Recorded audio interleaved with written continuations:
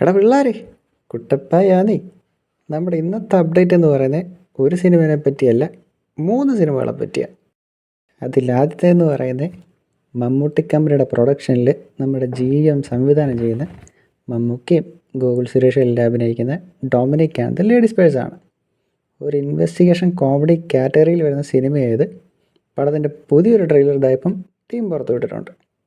നമ്മുടെ അടുത്ത അപ്ഡേറ്റ് എന്ന് പറയുന്നത് ഗീതു മോഹൻദാസ് സംവിധാനം ചെയ്യുന്ന യാഷ് അഭിനയിക്കുന്ന ടോക്സിക്കാണ്.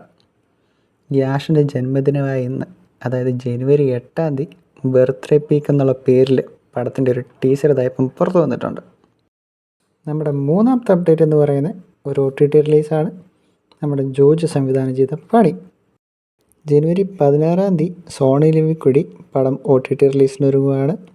അപ്പോൾ ഇതൊക്കെയാണ് ഇന്നത്തെ അപ്ഡേറ്റ്.